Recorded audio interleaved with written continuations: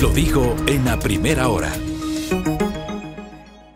Muy bien, 7:12 en la mañana. Le envío un abrazo a mi colega Ronnie Rodríguez, a los tiempos que le leo, a Ronnie Marat. Dice: hay que recordar, o es una coincidencia, la declaración del presidente Noboa, quien en la entrevista de la semana anterior con el colega periodista y amigo Gonzalo Ruiz Álvarez, decía que sobre las bandas delictivas que ya no hay quienes encubran al hablar de los cambios en los mandos. Y sí, se quedó ahí en esa declaración y creo que hay que profundizar un poco para saber qué fue lo que pasó con el alto mando, porque entiendo que hay generales que no fueron ascendidos y sobre los cuales hay presunciones. La doctora Soledad Montero dice, bueno, sigue con voz de locutor, sí, todavía, pero ya estamos saliendo. Lo de la contratación de seguros de Petroecuador es una afrenta a los contratistas que no les pagan meses, incluso años, obligándolos a mediar y muchas veces a activar el sistema de justicia. Es una vergüenza. Aquí tenemos proveedores del Estado que no les pagan, mientras a una empresa de seguros le dieron el 50% de anticipo. Una barbaridad. Gracias por los aportes. Bueno, ¿qué implicaciones y cómo debe leer este país la declaración del embajador Michael Fitzpatrick de la semana anterior? Quiero agradecerle al señor embajador Francisco Carrión Mena, ex vicecanciller de la República, fue embajador en su momento de Ecuador en Washington, diplomático de carrera. La última misión que él cumplió fue la de embajador de Ecuador en México y hoy le hemos pedido que nos atienda telemáticamente para conversar un poquito sobre, desde su experiencia, la visión de Francisco Carrión Mena sobre las declaraciones del embajador de Estados Unidos. Señor embajador, bienvenido. Le saludamos mi compañera Belkis Sánchez y quien le habla Fabricio Vela. ¿Cómo le va, embajador? Muy bien, buenos días, mi querido Fabricio, y buenos días a la larga audiencia que usted tiene en su programa. Gracias, embajador. ¿Cómo lee usted, cómo asume que debe recibir el país o analizar el país estas declaraciones formuladas la semana anterior por el embajador de Estados Unidos, donde habla otra vez de la corrupción, habla de dineros sucios en equipos de fútbol sin revelar o sin profundizar, habla de medios de comunicación, habla de la política? ¿Cómo debemos entender esas declaraciones, embajador Francisco Carrión? Bueno, lo primero es que me llama poderosamente la atención que un embajador extranjero de una potencia extranjera, en este caso los Estados Unidos, haga declaraciones que conciernen a asuntos internos del Ecuador. Eso es absolutamente incorrecto y no debería aceptarse. Ahora bien, es que hay una actitud positiva en lo que dice el embajador, pero eso bien podía hacerlo o debía hacerlo a través de canales, yo diría, reservados, es decir, una conversación, si es con el propio presidente de la República en buena hora, sino con algún ministro que esté a cargo de estos asuntos. Esto de hacerlo públicamente, una especie de llamado a la atención a la conducta del gobierno o la situación que existe en nuestro país, es inadmisible. A ver, lo que ha hecho el embajador, hacerlo mediante esas declaraciones, yo le pregunto si es poco diplomático, nada diplomático, no se estila cuando se trata del embajador de un país emitiendo declaraciones de este tipo que pueden ser consideradas incluso como una suerte de intromisión en asuntos internos. No sé si podemos decirlo de esta manera, embajador Carrión. Definitivamente, así es, así resulta, puesto que lo que él dice se relaciona con asuntos internos de nuestro país. Los Estados Unidos es un país amigo del Ecuador y si su voluntad es la de ayudar a combatir estos asuntos, lo que debió haber hecho es comunicado con las pruebas respectivas al presidente de la República o si no algún ministro de Estado que se ocupe de estos temas. Esa habría sido la forma correcta y no hacerlo públicamente. Además del análisis respecto a la forma en que se dieron estas declaraciones de embajador, bienvenido nuevamente, le saludo a Belkis Sánchez. ¿Qué hace nuestro país con estas declaraciones a las que muchos han calificado de escandalosas? ¿Qué hacemos como país? He leído, por ejemplo, criterios en el sentido de que la UAFE, de alguna manera, es la encargada de intervenir respecto de estos temas.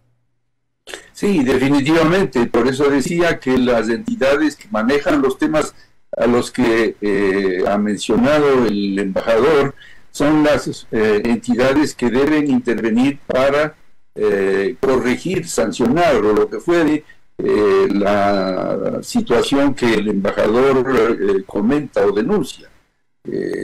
Lo que yo insisto es que eso no se puede hacer en la plaza pública, porque es una clara intromisión en asuntos internos de nuestro país.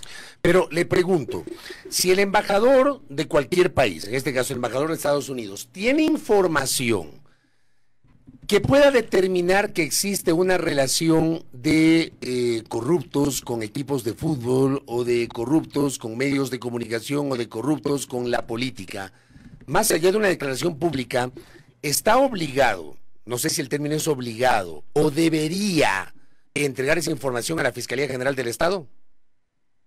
Es decir, como digo, si Estados Unidos, con efecto lo es un país amigo del Ecuador, debería hacer llegar esa información junto con las pruebas correspondientes a las autoridades pertinentes de nuestro país.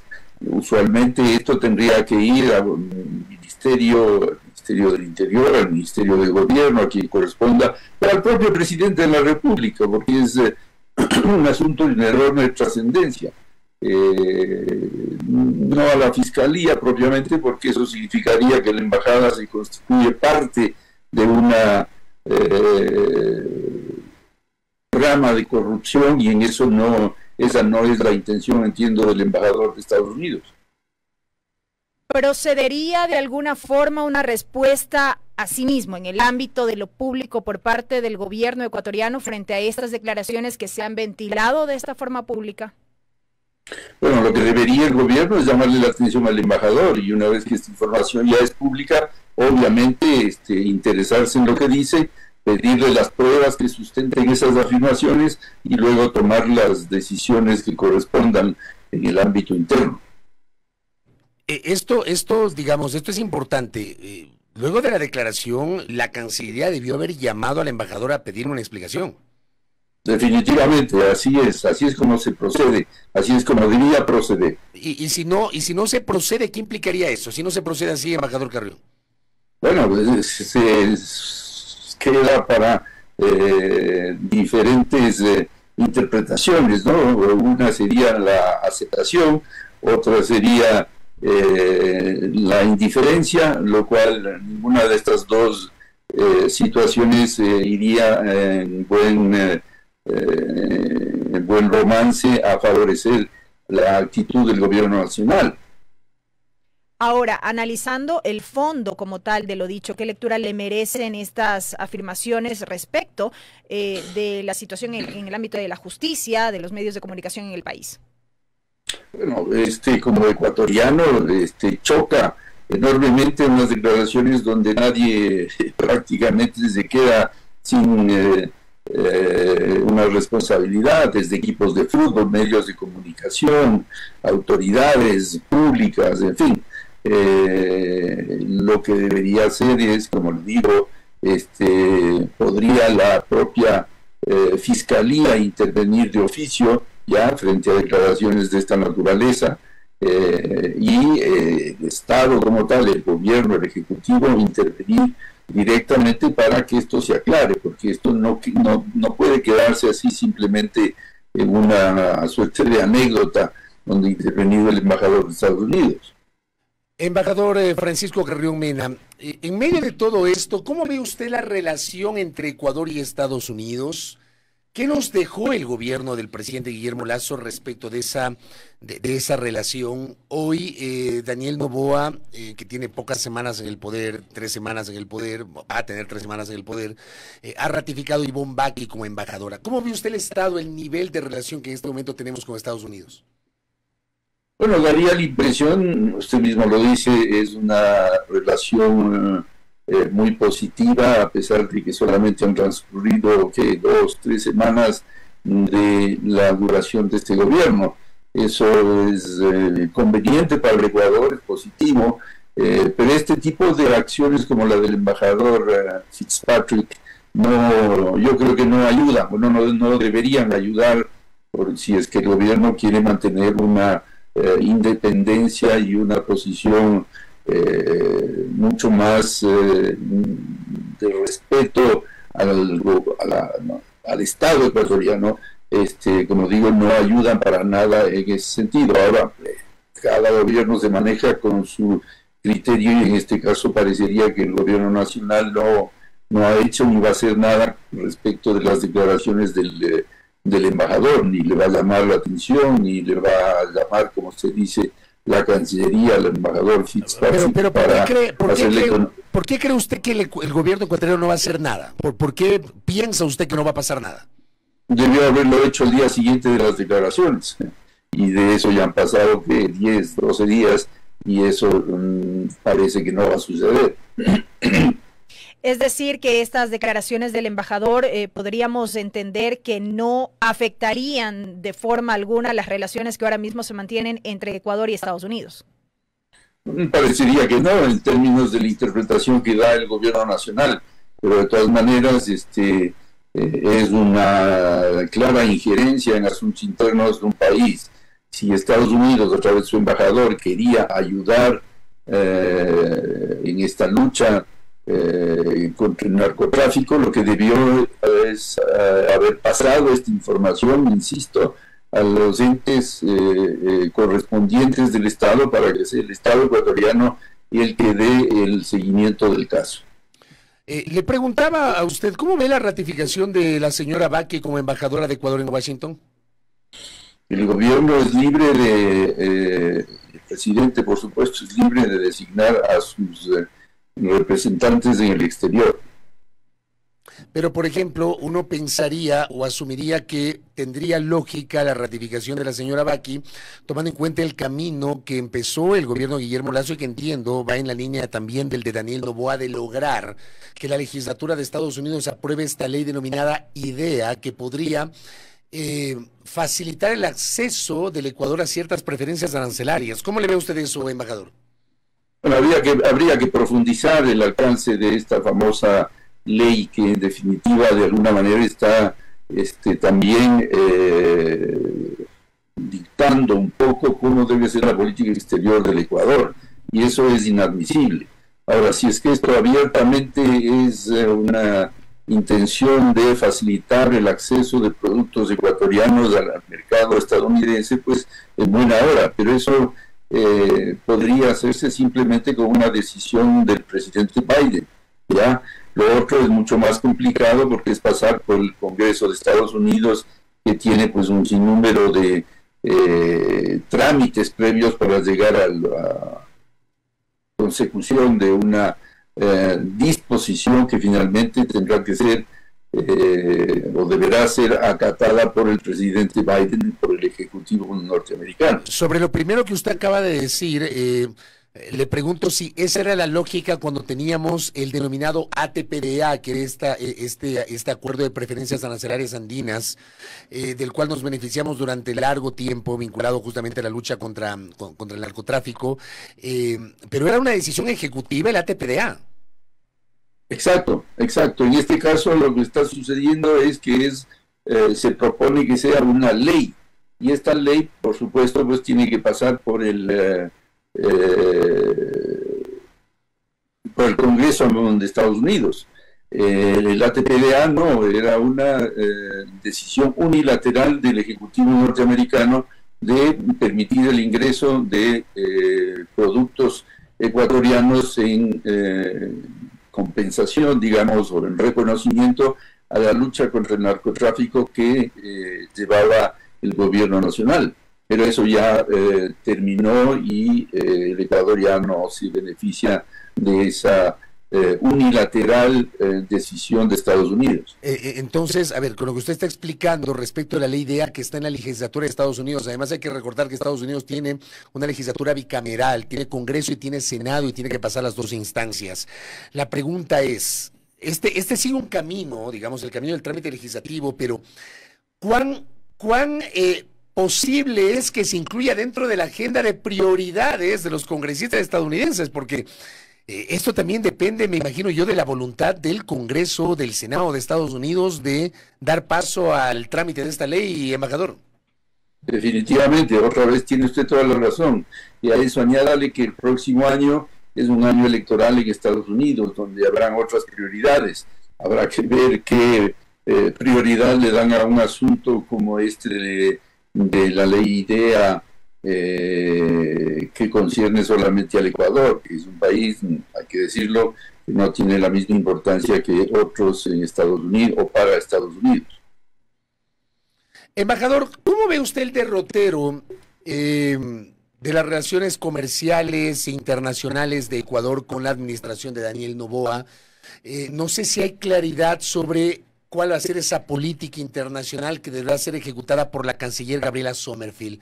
¿Usted tiene claridad sobre el derrotero en ese rubro del gobierno del presidente Noboa, embajador Carrión?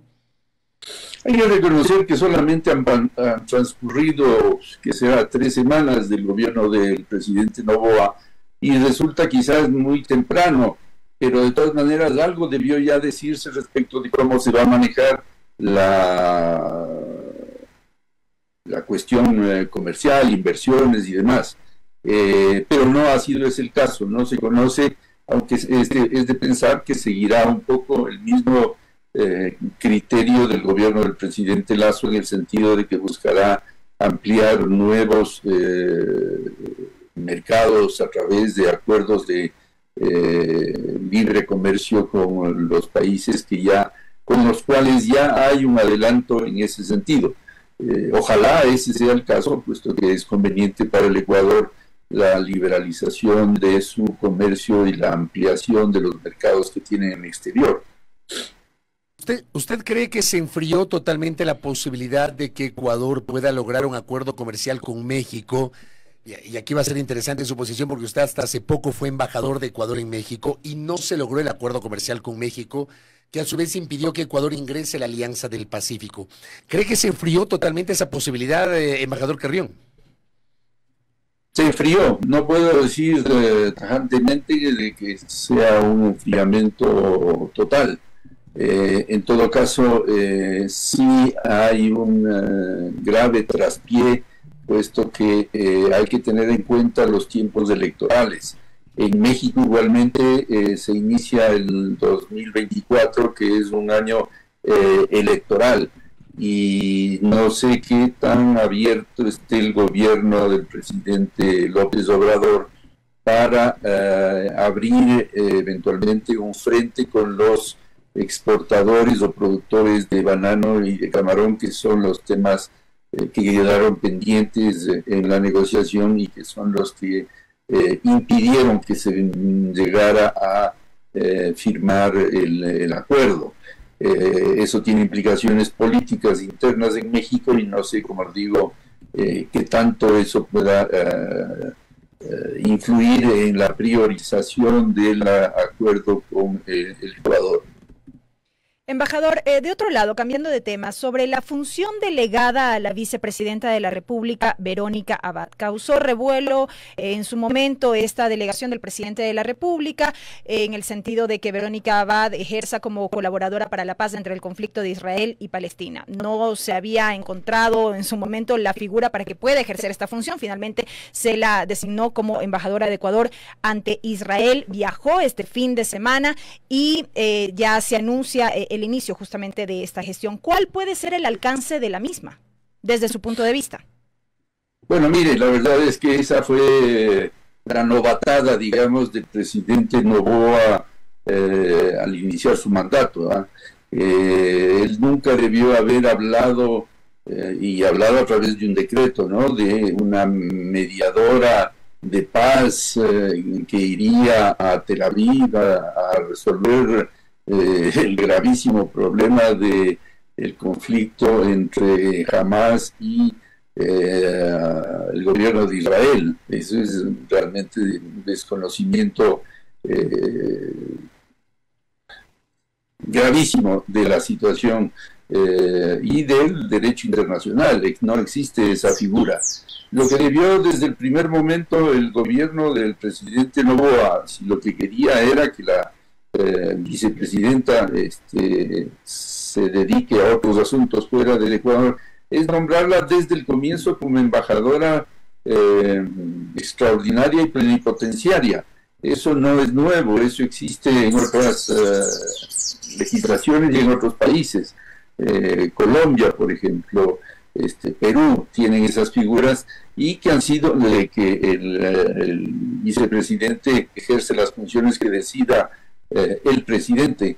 Y estos dos países que yo señalo, han habido casos en los que los vicepresidentes han sido designados embajadores en el exterior.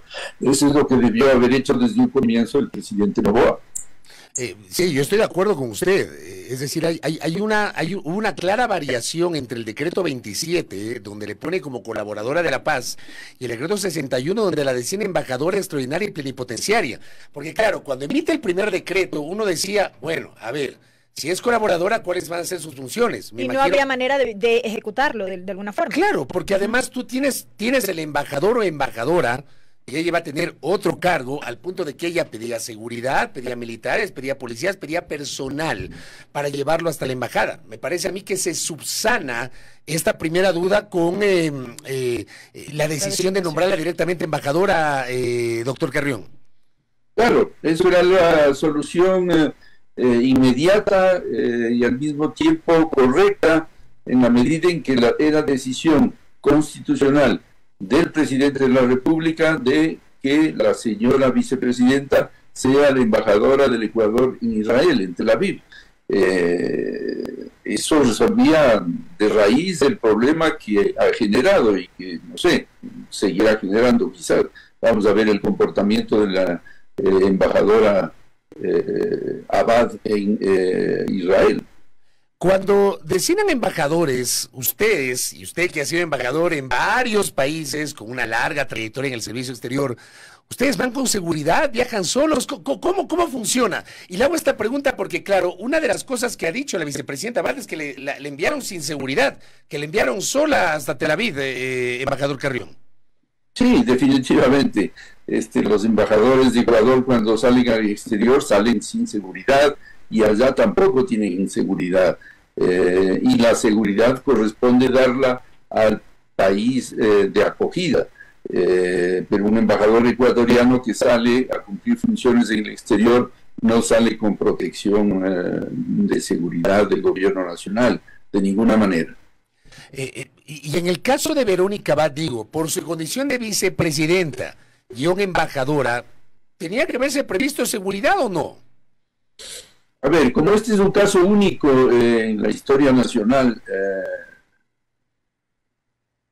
no hay antecedentes en este sentido, pero el Ecuador es un país que tiene limitación de recursos y que difícil sería contemplar partidas especiales para la protección de la vicepresidenta en el exterior.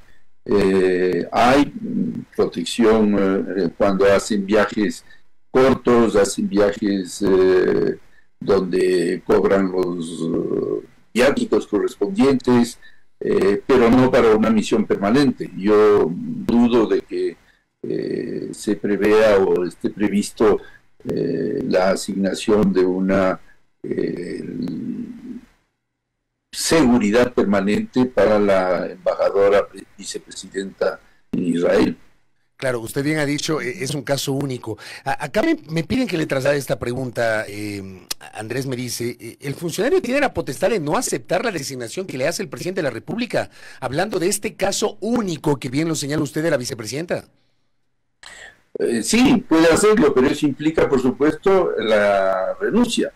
Nadie puede ser obligado, por supuesto, a cumplir una función en el exterior, y eso establece la Ley Orgánica del Servicio Exterior, la LOCE. Puede decir no acepto, pero eso implica la renuncia al cargo para el que ha sido propuesto. Embajador, y con esto cierro. Poco se está hablando en el Ecuador del drama de la migración, de cómo hoy cientos o miles de compatriotas están recapitulando esta migración forzada a salir del país porque no encuentran oportunidades y arriesgar la vida por la selva del Darién para llegar a México. México hace un par de años decidió volver al requisito del visado Nosotros ya habíamos sido exonerados del visado con México, pero la administración del presidente López Obrador decidió volver al visado por la cantidad de ecuatorianos que estaban ingresando a México, pero no estaban saliendo del país de regreso al Ecuador. ¿Cómo ve usted la situación migratoria, embajador? Pero ese es un tema sumamente grave, ¿no?